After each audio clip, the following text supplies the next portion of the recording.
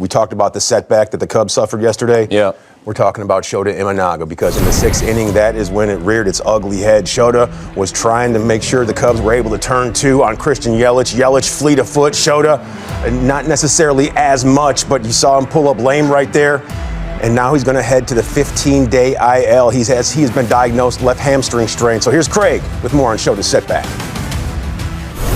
Yeah, so Shota, we put him on the IL. I think you guys know that. Yeah.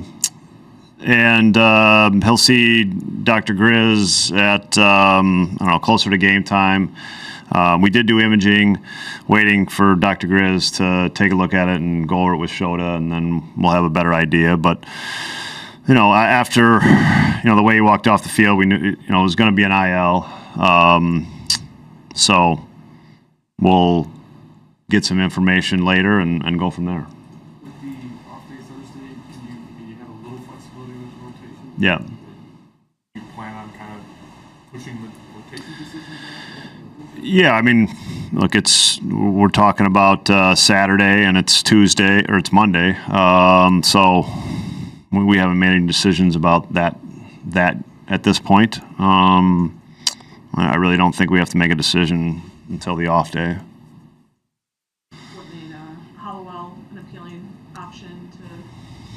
Yeah, he's been pitching well and getting people out, striking people out. All of the above, fresh. Did Shota feel any better today? Was there any change? Yeah, he feels pretty good today. That's just in our conversation. Which I hope that's good news. It's better than feeling bad.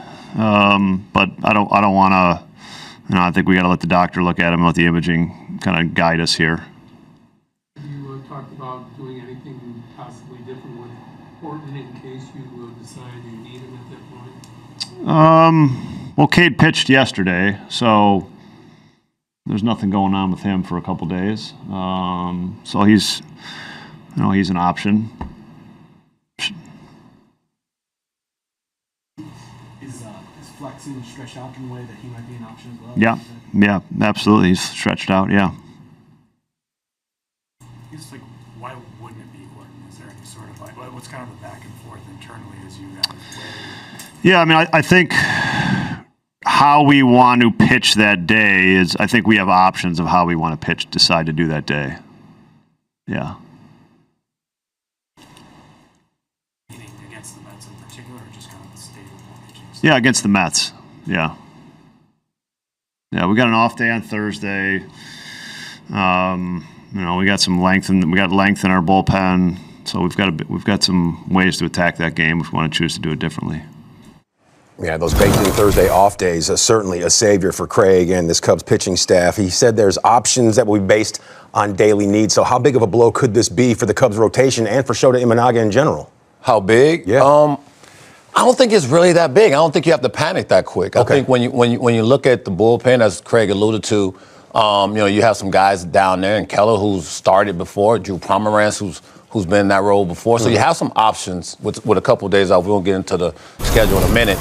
And I think that's the big thing, right? You have some guys down here, AAA as well. They could fill some big shoes because we know that's what Shota has now. You're right, big shoes, but I think you have to understand your personnel and what you have, and these guys understand the situation. You give us a start or two.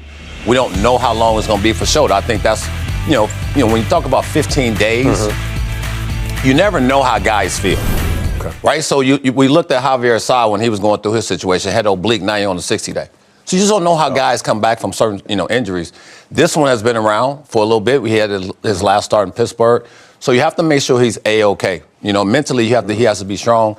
His velo was down a little bit yesterday as far as just him pushing off his legs. So he has to get those back where he's feeling comfortable. And then these guys have to step up. It's always about next man up mentality. Absolutely. Always. And we saw some of those options. Cade Horton, he may be the front runner.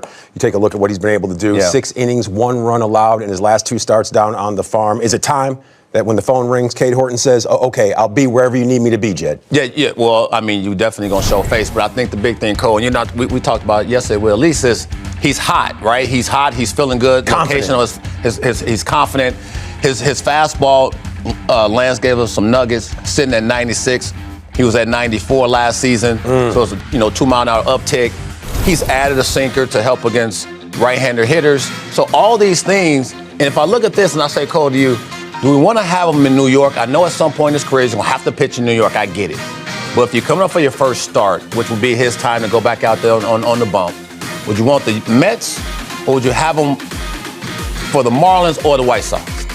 I mean, you would like to think, hey, you'd like to give him a nice soft landing against the Miami Marlins or the White Sox. However, if he goes out there and pitches well against the New York Metropolitans, the sky could be the limit for him because all of his starts, they've lined up identically with Shota Imanaga's starts, Cliff. No, it makes sense. I just was thinking at home, take that drive from Iowa, get your mind right.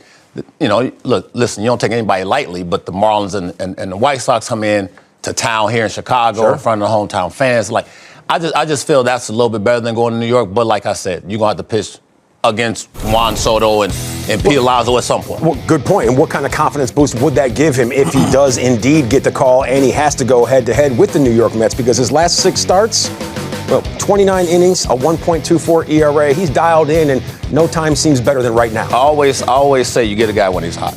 And look, when I got called up to the league, I wasn't hot.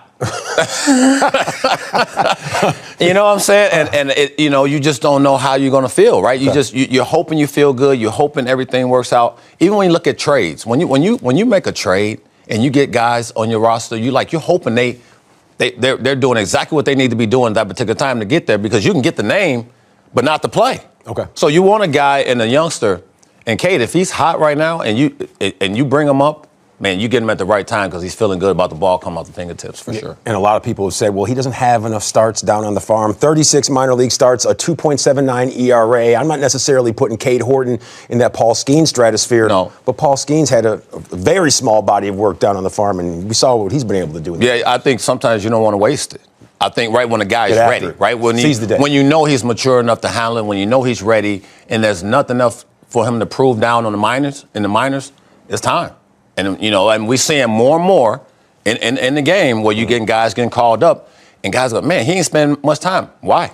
Why do you need to stay down there longer? I mean, if you're hitting the ball well, if you're throwing the ball well, you can feel, you're mature, you can handle a big league life. And, well, you don't know that until you get there, but you kind of have an idea what guys can handle. Let's go. Well, maybe the Cubs and Cade Horton will be in that seize the day mentality. Carpe diem, we'll see over the next few, and we will bring the news to you as it continues to unfold, because there's a